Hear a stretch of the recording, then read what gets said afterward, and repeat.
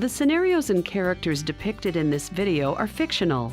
References are not made specifically to any actual child welfare case, although the actors portraying characters may be child welfare professionals and the questions and issues may be based on real experience. These sessions are not scripted and are meant to demonstrate techniques and approaches in a learning environment. This video is designed to provide samples of brief coaching sessions. These examples are to be used as a learning tool and are not meant to provide expert examples. The following coaching scenarios are presented not only to provide an example of a strong coaching session, but also as a discussion topic for how coaching skills may have been more strongly utilized.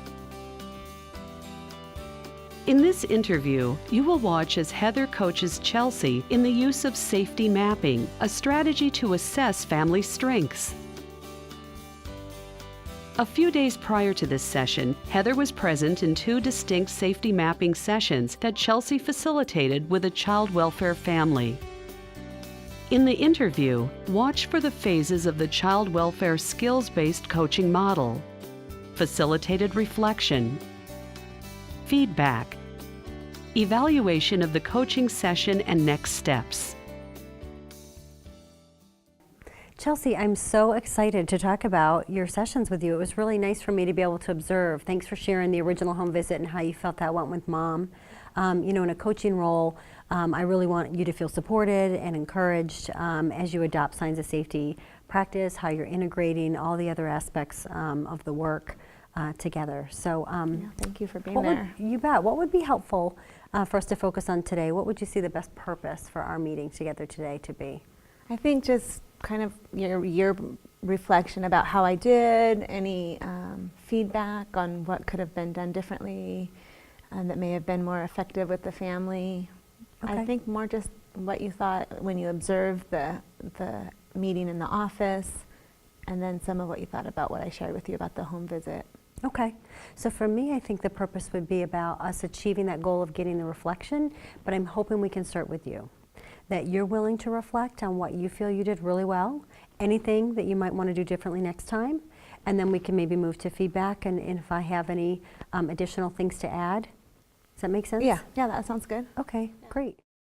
So tell me, what do you think was your star moment? What was something you did that you felt really was effective in facilitating the meeting? I think that I was able to engage, you know, carrying over from the home visit, that there was already some engagement that happened, and that it felt like I was able to explain things pretty well. You know, a couple times the family got a little confused, like when you stepped in and helped me, but mostly I think I got the needed information out there and that the family felt fairly safe in the meeting. Great, so you were able to engage the family so that they felt safe enough to be honest and open and share the information from their perspective. Yeah. Great. So on a scale of 0 to 10, compared to other meetings you've done, how would you rate this meeting? So 0 is, it was the worst, you want a do-over, you wish you could have, you know, totally done things differently, and 10 being that you felt like, wow, I nailed this. Like I got the purpose clear, achieved the goals, and everybody was on board. Maybe a 7. Okay, wow, that's great. 7's a high rating. What made you give it a 7? What were the specific skills you did that gave you the feeling that you could give it a 7? Well, I felt like, you know, I followed the structure pretty good. Mm-hmm. I did forget to do the plus delta at the end. Yeah, let's come back to that in a minute. Okay. So what did you do that really worked well that gave you a 7? Again, the engagement piece, I tried to really get clear about what was the impact on Lauren, Yeah. what specifically the family needed to do to make everybody feel comfortable. And I think that the process helped the DDS worker to feel a little more comfortable, and maybe that will help their work together, the family and Michelle, to be able to work. How did you do that? What specifically did you say? What was it about your presence? How did you do that? Well, I think just really the family did, based on some of the questioning that happened through the process. I don't know. Do you remember I know any I'm of the supposed to say questions? me, but Yeah, do you remember any of the questions you asked that maybe helped them think differently about something? Maybe being able to be clear about the difference between what's really harming a child and what's just complicating issues, because I felt like a lot of Michelle's concerns were based on, the house being small and the potty training. And so I think asking those questions and getting more specific, and then also letting the family show that they had a plan to start working towards that, help her feel better. So asking the family, or helping the family come up with those goals to address the worries, even if they were just complicating You factors. started with the family first in every part of the conversation, right? So their viewpoint was validated. Yeah, that's great. You did a really nice job with that. What else would you say that you did well that helped to improve the working relationship between the other service providers and the family? I think I allowed a space for everyone to really just listen. And I think that happened because we came up with the agreements, that everyone was kind of on board from the beginning, that these are the agreements and we're going to hear each other out. Yeah, you had a good list of group agreements, and I feel like you were able to help everybody from the get-go adopt those, and then you didn't actually have to worry about too much disruption. They really did follow the agreements that they chose. They did a good job with that. Great, great. What do you think, if anything, you might do that would maybe make your rating from a 7 move up to an 8? Or if you can think of another meeting you've done, certain skills that you would have rated your meeting higher? Well, a couple things I mentioned. I didn't do the plus delta, and I think that's pretty valuable, especially if you're going to meet with the family again. Yeah. And so I would have liked to do that. I forgot to do that. And then the other thing was the purpose and developing the purpose, maybe helping the family or introducing it in a way that worked better for them, so that How have you I introduced felt like it? I kind of had to come up with the purpose, and I would have preferred it came from the family. Okay, so how have you done that in other meetings where you felt like it was coming more from the family than from you to get clear I purpose? think the questioning, just asking the right kind of questions. So I think in the past I've been able to elicit that better from the family through questioning, solution-focused questioning, or, Okay. why do you think we're here? It just didn't go so well in that meeting. Okay, great. So how do you think adopting the signs of safety practices has helped you work not just well with this family, but with other families that you're working with? The main thing is being able to be so clear about what is a child's safety issue, why, in what situations does Children's Services need to get involved, and giving families and service providers a way to understand that better, because sometimes there's a lot of concerning things in families, and it's always been difficult to explain that to people because they get real worried, like Michelle was, just really worried about a lot of things. Yeah. And the signs of safety model really makes it easy to explain the difference, and it helps people understand, yeah, there are worries, but they're not child welfare issues. So That's right. That's the biggest thing, I think. So that family walked away today knowing that the case was going to be closed by Child Services, but that all those supports would continue with that plan. Yes, and that's the other thing, is really the emphasis on getting that safety network, those people that are naturally in the Right. family's lives. Right. So from my perspective in giving you some feedback, I really am always looking for, did the social worker create an opportunity to get a balanced assessment of both the harm and danger versus complicating factors, all those worries, and equally pull what's working well out of the families. Many of us have been trained to focus on identify the problem and help them Right. fix it. And this really felt like, and this is my direct feedback to you, that you have such a nice presence about yourself. You really do feel, I think, like you create a comfortable environment for the family, that it sounds like you were able to move Mom from her initial fear of CPS coming to her home to really being able to communicate with you as comfortably as she could to talk about her worries, what she saw she did well as a mom, and how everybody was going to work together going forward.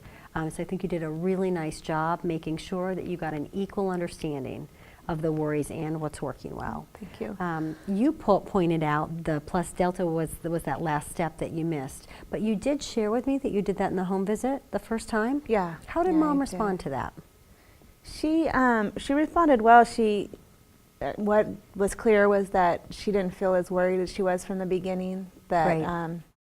our meeting helped her to relax, the way that we shared information together. And she didn't have any deltas, but sometimes that's hard on the first visit for families. The only other thing I'm thinking about too is during the meeting, you know, how you scribe and facilitate at the same time, making sure you capture the words that they're saying. I know you had that moment where Dad was rating low, and I love that that was a check and balance for you, right? Because Dad rated it low because his name wasn't on there. Yeah. You were able to get his name into the danger statement. Yeah, I was glad he recognized that, because I didn't even realize I had left him off, which was a big... So continue to do that. Do more of that. That really worked well for you. And something maybe that you could do differently in explaining, you know, so that I didn't have to step in. Using that, putting it on a continuum, right, or creating any kind of a visual can be really helpful. Yeah, for families. Pictures, putting words into pictures can be a great thing. So when you think about certain scaling questions that you used to reach agreement, my perspective on that is that it really helped everybody recognize if they were close together in their worries or if they were far apart. And when you really summarize the danger statement, you did a very nice job summarizing the danger statement and the safety goal. Where was that DDS worker? She was a 9. Yeah. She had really come up in her level of agreement around what our focus was, so you did a great job. Anything else that you wanted to talk about today during our coaching session? I don't think so. I just, you know, this is really helpful, so I would love for you to be able to come back and do some more of this for our agency and for me. Yeah. When you think about your own growth and development and how you've progressed in adopting the practice, what's one thing you're going to go ahead and continue to do? You know you do it well and you want to continue to do it, and what's one thing you're going to try on that might be different with your next case? Well, I think the engagement piece is pretty natural for me, so that's probably the easiest part that is through the model for me. The other part that I really am working on, and I'm going to continue to work on, is to really get behavioral details and being able to relate that to the impact on the child. So sometimes I feel like I don't follow up quite enough to get the detail that I need. Yeah, and I think you did a very nice job.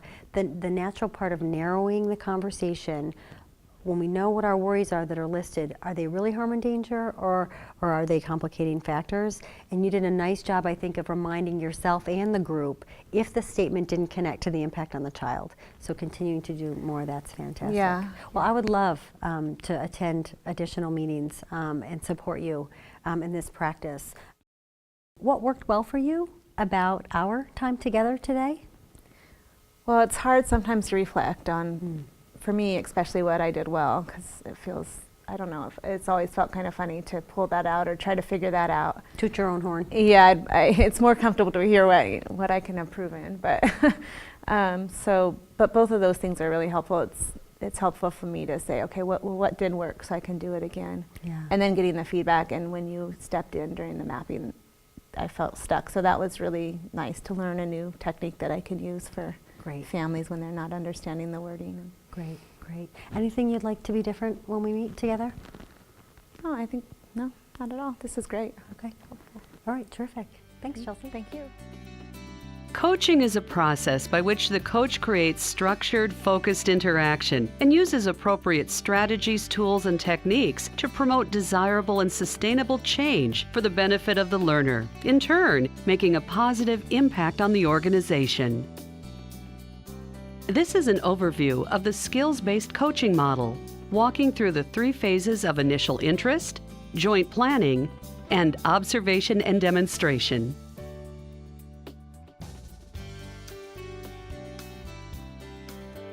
In post-observation, the coach and learner independently engage in self-reflection. The coach and learner then meet for facilitated feedback and evaluation.